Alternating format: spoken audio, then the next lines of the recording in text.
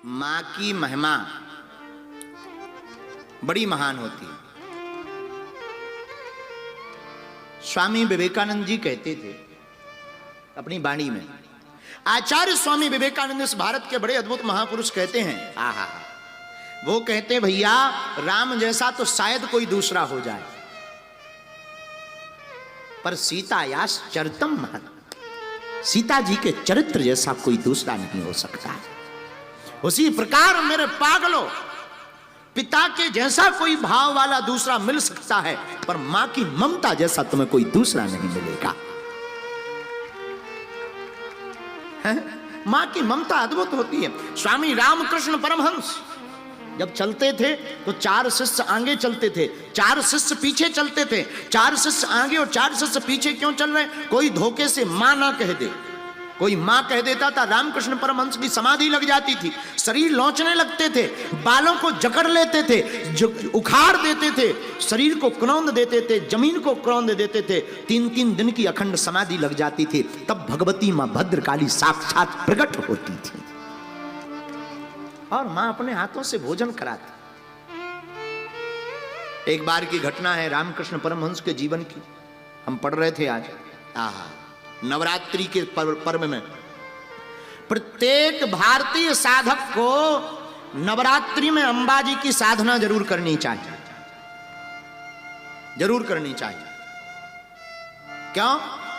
भगवती की साधना के बिना प्रत्येक साधक की शक्ति अधूरी है। तुम राम के साधक हो, कृष्ण के साधक हो, भगवान शंकर के साधक हो, बने रहो, लेकिन देखो भाई, ऐसे समझो, बहुत सुंदर मकान हो, बहुत बड़ा, पर माताजी या पत्नी जी ना हो तो मकान मकान ही रहेगा, घर नहीं बन सकता। मकान घर तभी कहलाएगा जब उसमें शक्ति होगी, किसी रूप में होगी, पर शक्ति होगी। शक्ति मतलब मां, पत्नी, पुत्री, बेटी, शक्ति रूप में कोई स्थापित घर पर होगा, तभी मकान तुम्हारा घर कहलाएगा। उसी प्रकार इंसान भी इंसान तब कहलाएगा जब शक्ति का वरद हस्त उसके ऊपर होगा। या देवी सर्वभूतेषु शक्ति रूपेण विद्या रूपेण ज्ञान रूपेण संस्थिता, नमस्तस्यै नमस्तस्यै नमस्तस्यै नमो नमः। तो जब तक आपके पास शक्ति नहीं होगी तब तक आपका तन भी काम का नहीं, और साधक के पास भी जब तक शक्ति की कृपा नहीं होगी तब तक साधक की साधना भी अधूरी है। इसलिए प्रत्येक सनातनी को नवरात्रि के पावन पर्व पर कुछ करें या ना करें, ज्योति तो जला देनी चाहिए, क्योंकि मां का स्वरूप ज्योति में भी है। तो नवरात्रि के पावन पर्व में स्वामी रामकृष्ण परमहंस जी के साथ एक घटना घटी। पुजारियों ने काली माता की पूजा सौंपी। रोज अपने हाथ से प्रसाद बनाकर काली माता को लगाते थे। चतुर्थी का दिन है, चतुर्थी के दिन प्रथमं शैलपुत्री चा द्वितीयं ब्रह्मचारिणी तृतीयं चंद्रघंटेति कुसुमांडेति चतुर्थकम्। चतुर्थ दिवस मां काली के साधक श्री रामकृष्ण परमहंस जी हाथ में प्रसाद लिया। इनकी एक आदत थी, फूल चढ़ाते थे तो सूंघते थे, पहले सूंघा फिर मां को चढ़ाते। भोजन कोई भी लगाते थे तो पहले खाते थे फिर मां को पकाते थे, पहले खुद पाते थे। किसी ने पूछा पागल हो क्या? ये बोले भाई प्रेमी में और पागल में अंतर ही कहां है? तो क्या फूल सूंघ करके क्यों चढ़ाते हो? बोले हम देखते हैं इसमें सुगंध है कि नहीं। और आजकल तो फूल और इंसान दोनों खतरनाक।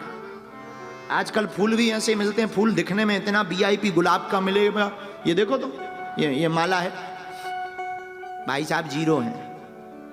सुगंध बिल्कुल नहीं, फूल ऐसे एकदम लाल गुलाबी, दूर से लगेगा क्या गजब का गुलाब है। तो गुलाब तो है पर सुगंध नहीं है। आजकल ऐसे इंसानियत में, इंसान तो है पर इंसानियत नहीं है। एक दिन हम बैठे बैठे विचार कर रहे थे शहर में और गांव में अंतर क्या है। तो शहर में गांव में महाराज जी पंडित जी बैठे, आज पुजारी जी हमें विराजमान है। गांव में शहर में पंडित जी इतना अंतर है, शहर के लोगों के मकान तो पास पास होते हैं, दिल दूर दूर होते हैं। शहर के लोगों के मकान पास पास होते हैं पर दिल दूर दूर होते हैं। गांव में मकान दूर दूर होते हैं पर दिल पास पास होते हैं। है? लेकिन इंसान वही जिसके अंदर इंसानियत है, और इंसानियत मां की ममता से ही प्राप्त होती। संस्कार तो मां से ही मिलते हैं, प्रथम गुरु तो मां है। मां ही समझाती, बेटा ऐसे चलो, ऐसे पढ़ो, ऐसे बढ़ो, तब बालक वही सीख करके बड़ा होता है। माई बाप जब तक मां ज्ञान नहीं देती बेटा अज्ञानी रहता है। उसी प्रकार जब तक पराम्बा का भी हाथ नहीं होता है बेटा अधूरा होता है। तो आचार्य स्वामी रामकृष्ण परमहंस चतुर्थी के दिन तृतीयम चंद्र घंटेति कुसुमांडेति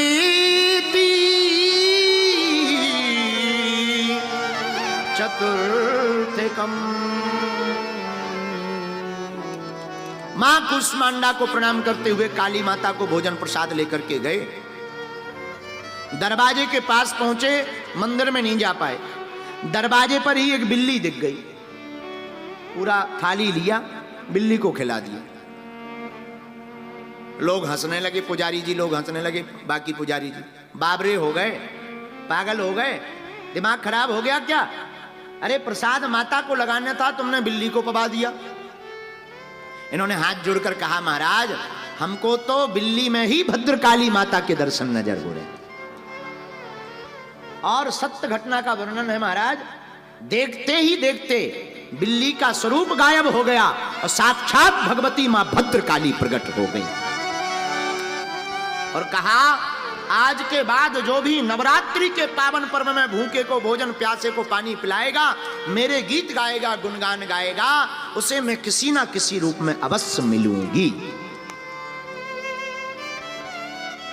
माई बाप, इस बात से सिद्ध होता है कि भगवती पराम्बा बड़ी दयालु है और अपने भक्त के मान को बचाने के लिए, जिस प्रकार परमात्मा अपने भक्त के मान को बढ़ाने के लिए प्रकट होते हैं। भगवान को अवतार लेने की जरूरत नहीं है, वहीं बैठे बैठे भगवान मार सकते हैं, पर भगवान अवतार क्यों लेते हैं? भक्त के मान को बढ़ाने के लिए। वैसे ही माता रानी भी लीला करने के लिए, आपका यहीं पर अंबाजी के पास में, हम भूल गए, एक गरबा का स्थान है जहां माता रानी ने भी गरबा खेला, यही अंबाजी में। हमने किसी से सुना है कि साक्षात माता रानी ने भी गरबा खेला।